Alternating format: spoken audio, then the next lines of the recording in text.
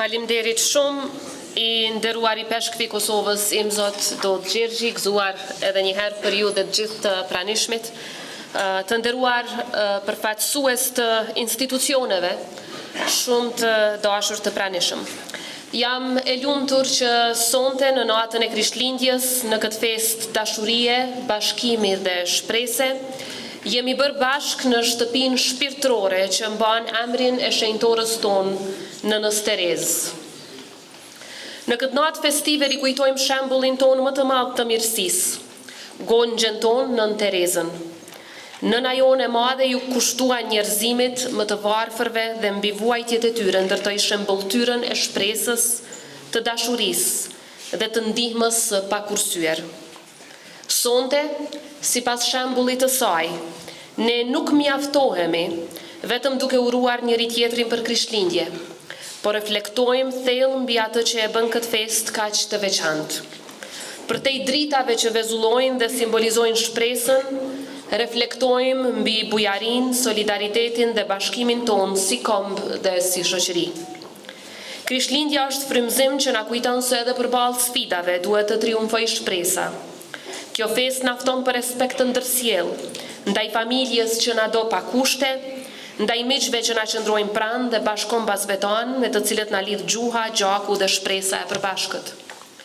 Magjia e Krishtlindjes na bën sonte të kthejmë vëmendjen edhe drejt atyre që janë larg, në shërbim, por mbi të gjitha drejt atyre që kanë më së shumti nevojë për kujdesin tonë.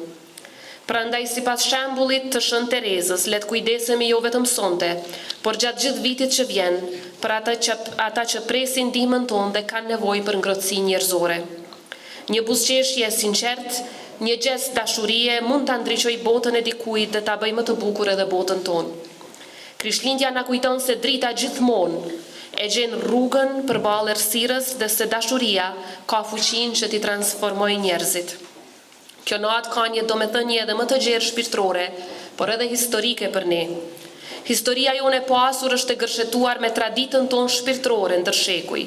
Ndaj sonte, kujtojmë edhe letrën që apostulli Pali kishte drejtuar romakëve, ku shkruan se ungjilli u shpall nga Jerusalemi e deri në Iliri, duke dëshmuar se këto troje kanë qenë pjesë e hershme e historisë së krishtrimit.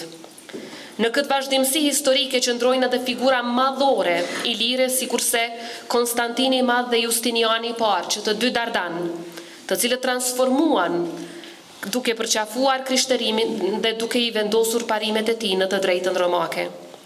Pastaj Shën Jeronimi Ilir, përkthimi I cilit I shkrimeve të shenjta I dha botës Biblën e shenjtë.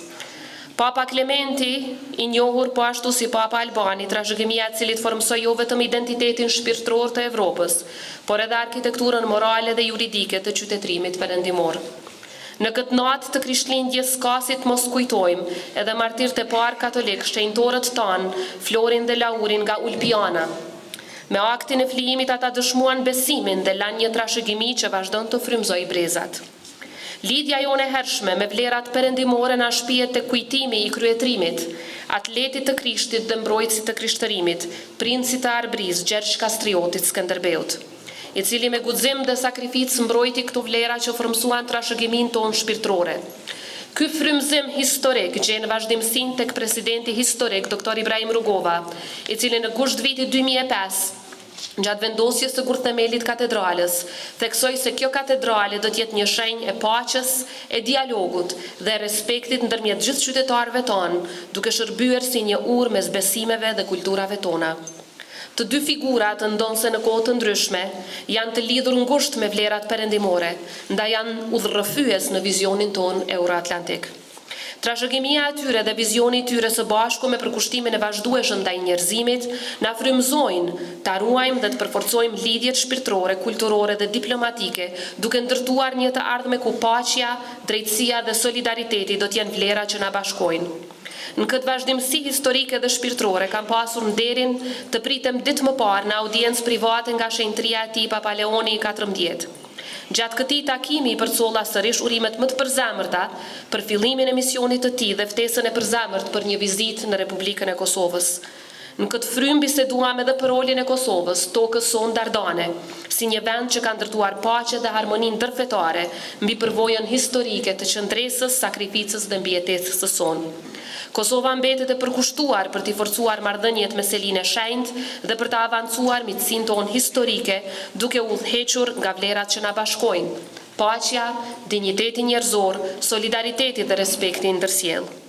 Të dashur miq, në këtë natë Krishtlindjeje le të kujtojmë se drita e shpresës dhe dashuria për të tjerët janë ato që mund të transformojnë botën përreth nesh. Le t'i hapim zemrat dhe shtëpitë tona, jo vetëm për gëzim dhe fest, por edhe për mirësi, për kujdesje dhe solidaritet. Le të marrim frymëzim nga shembulli Nën Terezës dhe gjitha figurave tona historike, duke përhapur dashurinë dhe shpresën tek të tjerët, duke i mbajtur të gjalla traditat dhe vlerat tona.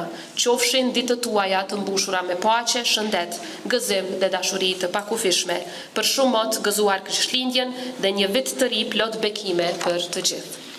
Zuar.